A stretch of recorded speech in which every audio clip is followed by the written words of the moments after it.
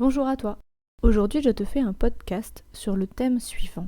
La responsabilisation ou la culpabilisation. Faut que tu imagines qu'il y a un point d'interrogation derrière. Si je te fais ce podcast sur ce sujet-là aujourd'hui, c'est parce que nous sommes dans une situation où nous voyons une flopée de témoignages, d'interviews, de podcasts et d'autres vidéos en tout genre qui nous donnent des leçons et nous expliquent un certain nombre de choses sur nos comportements du quotidien. De l'écologie, en passant par le féminisme ou le racisme, nombreux sont ceux qui nous expliquent les implications psychologiques et historiques et les conséquences derrière nos actions quotidiennes. Malheureusement, une bonne partie de ces podcasts ne sont pas écoutés et ne sont pas pris en considération car l'auditoire en face se sent persécuté et culpabilisé. Les intervenants sont alors vus comme des moralisateurs culpabilisants et absolument tout ce qu'ils disent, que cela soit correct ou non, intéressant et pertinent ou non, tombe à l'eau puisque l'auditoire se coupe instantanément à la seconde où il se sent jugé. Est-ce une bonne chose ou plutôt une mauvaise chose ? Je ne crois pas qu'il y ait de bonnes ou de mauvaises situations. Non, je déconne. Je crois plutôt que c'est hyper intéressant de voir qu'une partie de la population est en train de se détacher de l'étiquette judéo-chrétienne hyper en vigueur, à savoir le bien et le mal. L'une des volontés qui anime les personnes qui éduquent est une volonté de vérité. Nous ne cherchons pas là à blâmer ou à chercher un responsable ou un coupable, nous cherchons à témoigner d'une vérité. Et bien souvent, la vérité ne fait pas plaisir à entendre. C'est d'ailleurs pour cela que nous n'élisons pas des scientifiques à nos pouvoirs politiques, mais bien des politiques qui ne comprennent pas la science, car nous avons besoin d'espoir. Nous n'avons pas besoin de quelqu'un qui nous dit que c'est foutu et que nos comportements nous ont suicidés, mais au contraire, nous avons besoin de quelqu'un qui sache nous donner de l'espoir. Je vais reprendre un peu le début. La culpabilité est une émotion naturelle que l'on exprime tous de façon naturelle, donc. Un enfant, par exemple, lorsqu'il fait quelque chose qu'il juge mal, s'auto-culpabilise sans que nous ayons à intervenir.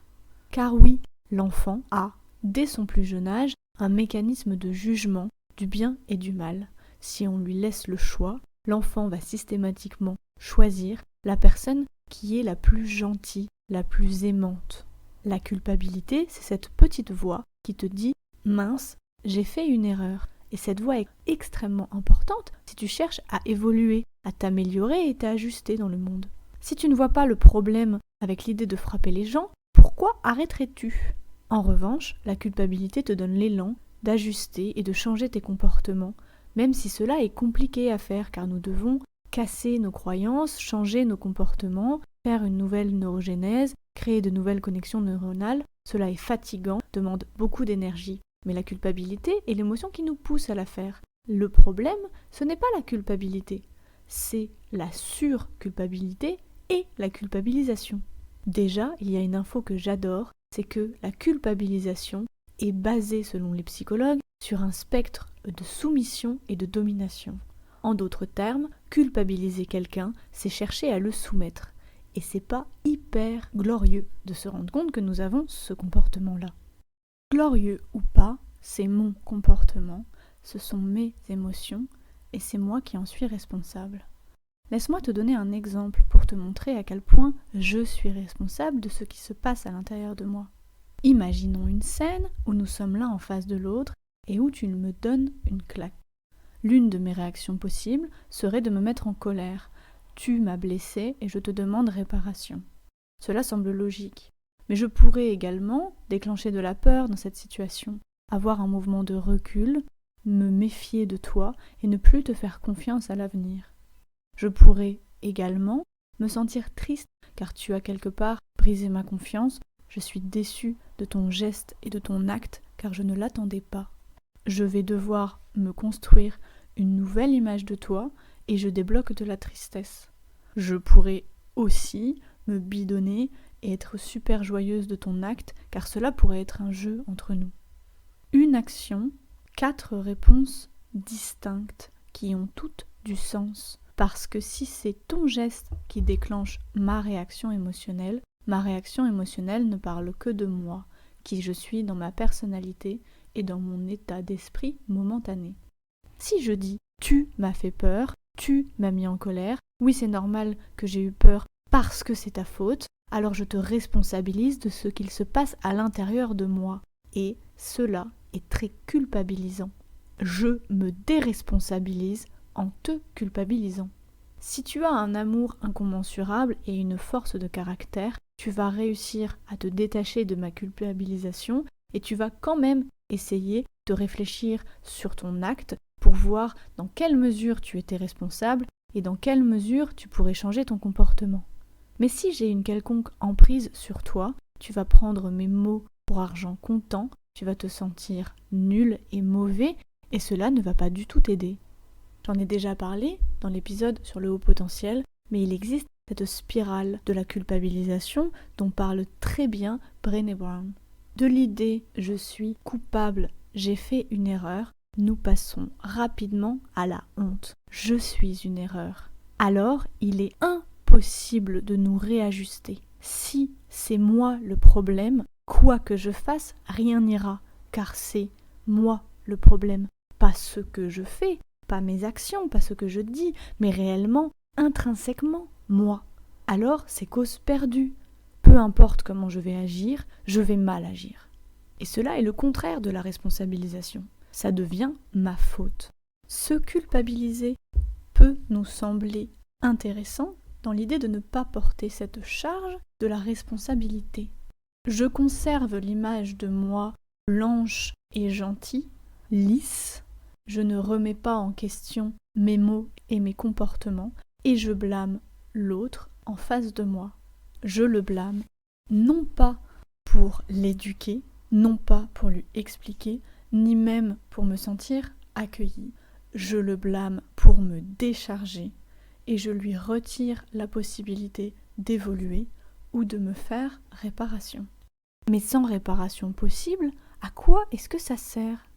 En ce moment, j'écoute de plus en plus de vidéos sur la prise en charge des policiers pour les victimes, que ce soit d'harcèlement, d'agression ou de viol. Le discours de la police est clair. Si ce n'est pas possible pour eux d'identifier le méchant et de le punir, alors cela ne sert à rien de porter plainte. Il y a même des témoignages de personnes qui se voient dire qu'ils veulent bien prendre leur déposition parce que ça va les aider elles, parce que ça va leur faire du bien. Alors oui, bien sûr, un des rôles de la police est de punir le méchant. Mais est-ce que c'est cela que nous cherchons réellement à l'intérieur de nous ? Cherchons-nous à punir réellement ou avons-nous plutôt besoin d'être entendus, écoutés et accueillis ? C'est une idée vieille comme le monde et pourtant tant de livres et tant de films en parlent, mais la vengeance ne sert à rien. Tout le monde le sait, tout le monde a envie de se venger, mais si tu le fais une fois de te venger, tu vas te rendre compte que ça ne sert à rien. Ta colère est toujours là et tu ne te sens pas mieux. C'est même, dans un certain cas, encore pire, et c'est mon cas à moi. Je n'ai pas envie que quelqu'un soit puni, car je ne crois pas que cela serve à quelque chose. J'aurais besoin que les méchants soient éduqués et qu'ils puissent me faire réparation, si c'est à moi qu'ils ont causé du tort, et qu'ils puissent se réparer eux-mêmes, qu'ils puissent accéder au pardon. Et se pardonner et réparer l'autre est totalement impossible dans une idée de punition et de faute. En revanche, de plus en plus de personnes dans nos sociétés ont besoin de se responsabiliser. Et c'est bien normal, car en fait, quand on regarde l'histoire de notre humanité depuis la nuit des temps, nous sommes seulement à la fin de notre adolescence et nous commençons tout doucement à rentrer dans l'âge adulte. Beaucoup de spirituels s'accordent à dire que nous sommes seulement au 6e jour de la Genèse et que le 7e existe, mais que nous n'avons pas encore atteint ce jour en termes d'humanité collective. Nous étions enfants, nous avons réussi à nous détacher de notre mère, puis de notre père. C'est pour cela aussi que le patriarcat est remis en cause, et nous arrivons à la fin de notre adolescence, à l'âge adulte. Et s'il y a bien une caractéristique de l'âge adulte, c'est la responsabilité.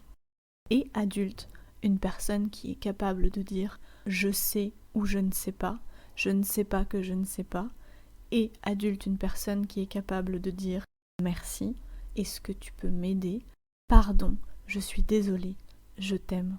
Ce sont des mots extrêmement rares aujourd'hui dans notre société et pourtant nous en avons besoin. Mais ce que je trouve particulièrement remarquable, c'est que ces personnes qui cherchent à responsabiliser les gens doivent, et c'est le cas pour certaines personnes, se détacher de l'idée du bien et du mal. Le problème, c'est qu'aujourd'hui, quand je mets les personnes face à leurs responsabilités, elles sont incapables de ne pas se sentir jugées. Et je les comprends, car ça a été cela toute leur vie. Depuis qu'ils sont nés, tout n'est que jugement positif ou jugement négatif. Il n'y a pas de place dans notre communication pour l'observation. Le jugement est un barrage à la communication, qu'il soit positif ou négatif. L'exemple le plus frappant est de regarder un enfant qui dessine. Il va vous demander « Qu'est-ce que tu en penses ?» Et si nous lui disons « Ton dessin est moche », cela va briser quelque chose chez lui et va créer une blessure artistique, ce qui risque de contraindre l'enfant à arrêter ses dessins. Et si nous lui disons que son dessin est beau, il sera content, il va nous faire plaisir et il va arrêter de dessiner. La prochaine fois qu'il dessinera, sa première question sera « Est-ce que ça te plaît ?» Prenez un exemple inverse, un enfant qui dessine et qui vous demande votre avis et observez simplement ce que vous voyez. « Oh, je vois que tu as mis ces couleurs-là, je vois que tu as dessiné une maison. Tiens, c'est marrant, car la maison que tu as dessinée me fait penser à celle de notre voisin. » L'enfant pourra vous faire des dizaines et des dizaines de dessins dans le même genre. Cela ne va rien casser chez lui du tout, mais créer une interaction sans hiérarchie. Votre avis sur son dessin n'est pas plus important que son dessin. Il dessine. Point. L'observation est indissociable de l'acceptation. Aujourd'hui, je suis peinée de voir à quel point, et j'ai eu ce comportement pendant des années, nous nous sentons obligés de commenter absolument tout. Mais nous commentons empreints d'un jugement de bien et de mal, comme si nous étions un bon juge pour nous-mêmes et pour les autres, comme si nous avions le droit de juger car nous savons mieux que les autres et que nous sommes peut-être garants de la moralité. L'idée serait plutôt de se détacher de cela.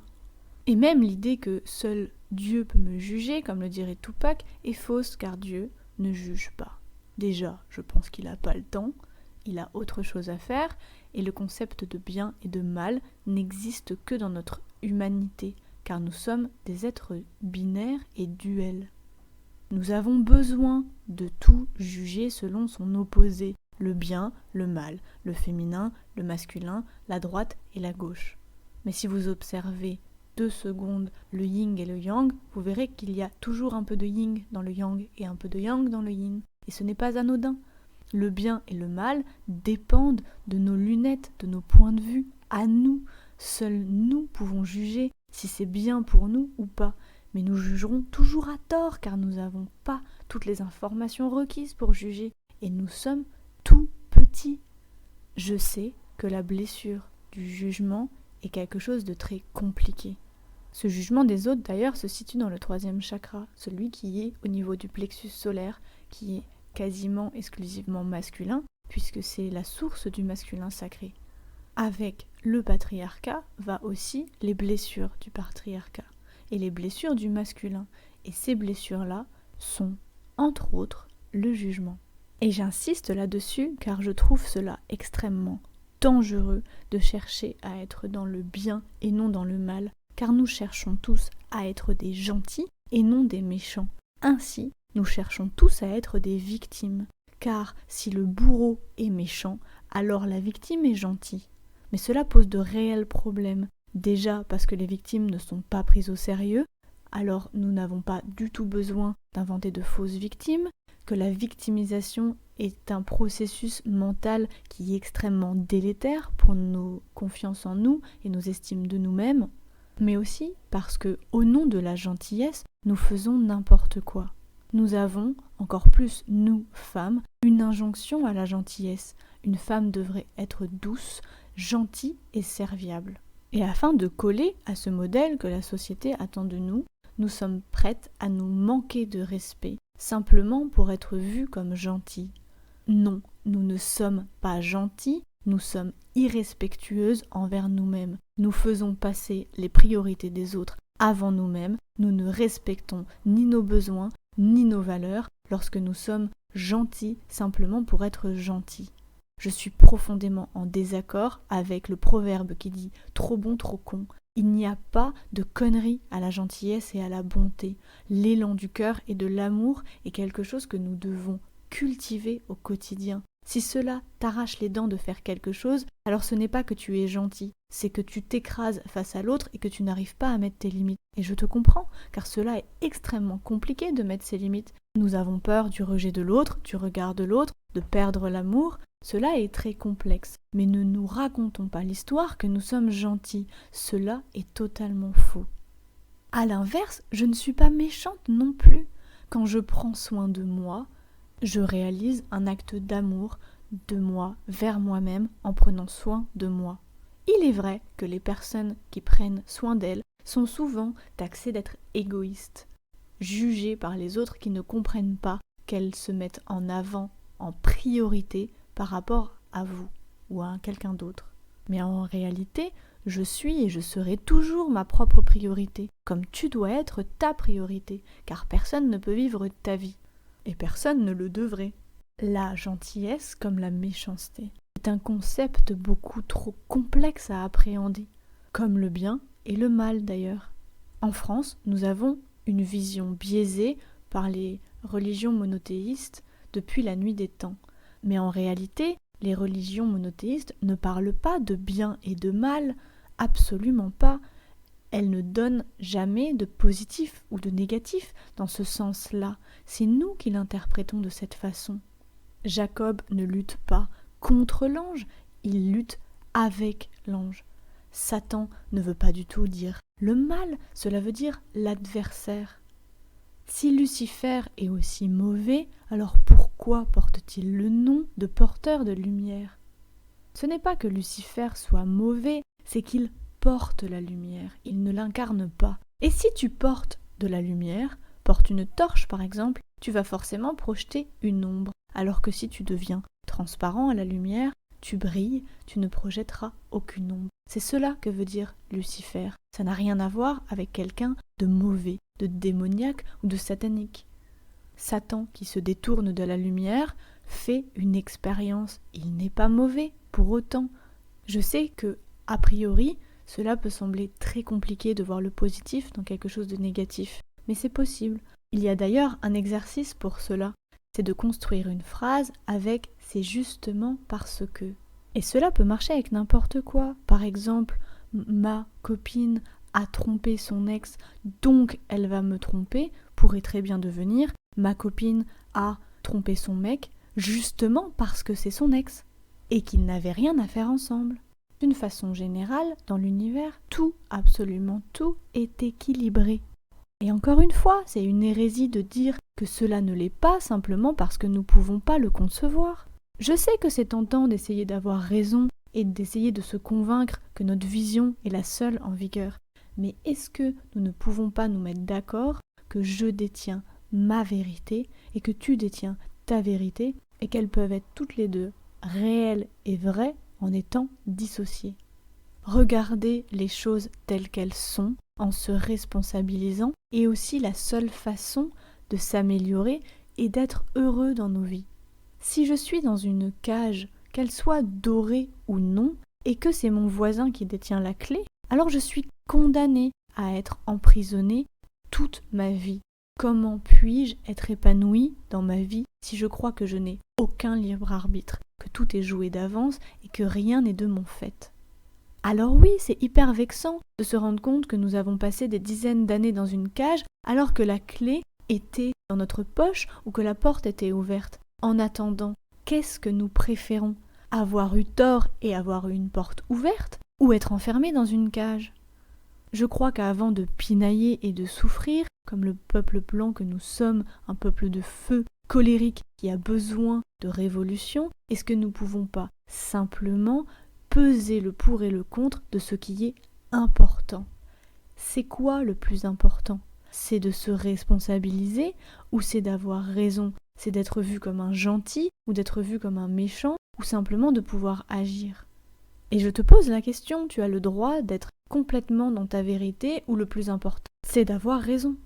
J'entends aussi l'argument qui dit que c'est très compliqué de se responsabiliser et de se déconstruire sur beaucoup de choses. Oui, c'est compliqué car aujourd'hui, rien ne va dans notre société. Et nous, on a cru, naïvement pendant des années, que notre société était parfaite. Et c'est justement à cause de la culpabilisation que nous avons cru cela. Combien sommes-nous à avoir entendu « Finis ton assiette parce qu'il y en a qui ne mangent pas en Afrique ». Mais quel est le lien entre mon assiette à moi et un enfant à l'autre bout du monde? Es-tu en train de me dire que cet enfant souffre simplement parce que moi je ne finis pas mon assiette? Es-tu sérieusement en train d'envisager de faire porter à un enfant qui ne finit pas son assiette la responsabilité d'un peuple pauvre et de centaines de milliers de morts? Encore une fois, je crois que la qualité à débloquer ici, c'est une humilité. Fondamentalement, on s'en fout des blessures qu'il y a pu avoir, mais cela devient grave si nous n'avons pas de réparation. Pourquoi ne pourrions-nous pas décréter qu'à la seconde où nous nous sentons attaqués, que nous nous sentons jugés car nous avons mal agi, pourquoi simplement ne pas dire « Ah, oups, d'accord, merci de me l'avoir dit, je vais y réfléchir et voir comment je peux m'améliorer ». Pourquoi notre réflexe serait pas de dire « Ah, merci, génial, je n'avais pas conscience de cela. Ça m'arrache un peu la gueule de le voir parce que je pensais pas avoir autant tort, surtout que je n'avais pas envie de te blesser, mais merci de me le dire pour que je puisse m'améliorer. » Je me souviens d'une discussion avec un ex-conjoint sur le féminisme et je me souviens de sa tête quand il m'a dit « Mais imagine si je devais dire quelque chose à chaque fois qu'il y avait une action sexiste à côté de moi, alors je serais toujours en train d'intervenir. » Et je voyais bien à sa réaction qu'il ne comprenait pas que c'est justement parce que le sexisme est présent partout que nous devons agir en masse et que c'est à ceux qui sont déjà déconstruits sur le sujet de montrer l'exemple. Mais pour se responsabiliser sur un sujet et responsabiliser les autres, il faut être au clair avec une idée vraiment importante qui est « nous ne sommes pas attaquables. Ce que nous faisons n'est ni bon ni mauvais, nous en sommes simplement responsables si nous sommes adultes.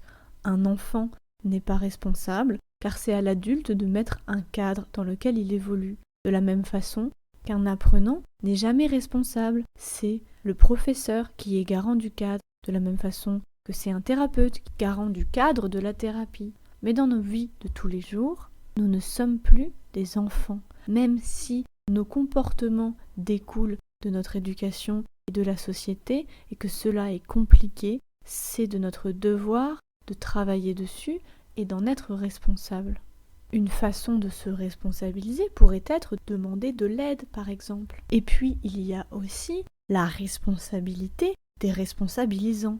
Il y a une façon de dire les choses. Si je te dis « Eh, mais t'es un gros con de raciste », jamais tu vas te remettre en question là-dessus. Tu vas pas me dire « Mais oui, bien sûr, personne ne me l'avait jamais dit. Heureusement que t'es là, je vais tout changer. » C'est pas comme ça qu'on éduque, c'est pas comme ça qu'on responsabilise les gens. Si dans le discours, il y a un jugement, alors cela devient beaucoup plus complexe de se détacher de la notion de bien et de mal et de voir à travers le discours, d'aller chercher. Le problème aussi, c'est que nous sommes dans une situation de société où ce sont les victimes et les minorités qui doivent éduquer les personnes car elles ne sont pas au courant de ce qu'il se passe. Et cela est très injuste. Il y a d'ailleurs beaucoup de personnes qui disent qu'il n'y a pas d'injonction à éduquer. Si tu as vécu quelque chose, ce n'est pas à toi d'éduquer sur ce qui a pu se passer, sur pourquoi et comment tu es une victime et sur comment tu es réellement une victime, qu'il faut qu'on t'accompagne. Ça ne devrait pas être à toi de faire ce travail-là. Toi, ton travail, ça devrait être déjà de te réparer. C'est largement suffisant. Oui, sauf que c'est pas du tout ce qui se passe. En réalité, les personnes ne voient pas le mal qu'elles font, elles ne se remettent pas en question et elles ont besoin de ces victimes et de ces minorités. Elles ont besoin de témoignages, elles ont besoin d'émotions, d'explications et de compréhension pour pouvoir appréhender quelque chose qu'elles ne comprennent pas. bien que mes neurones miroirs fonctionnent à la perfection, je ne peux pas comprendre ce que c'est d'être racisé parce que je ne l'ai pas vécu. En revanche, je peux comprendre ce que c'est la sensation de se sentir rejeté pour son physique, car ça, je l'ai vécu. Je peux comprendre ce que ça fait en termes d'émotion. Je peux me relier à une personne et je peux comprendre ce qu'elle vit, du moins intellectuellement et émotionnellement, même si je n'ai pas vécu la même chose qu'elle.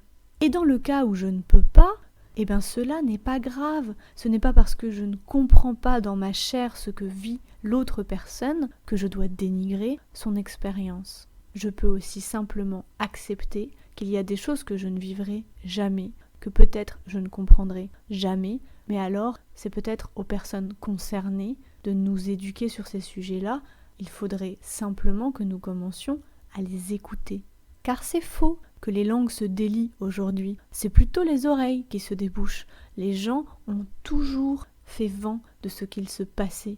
Seulement, nous pensions que c'était anecdotique et nous avons fermé les yeux car cela nous arrangeait bien.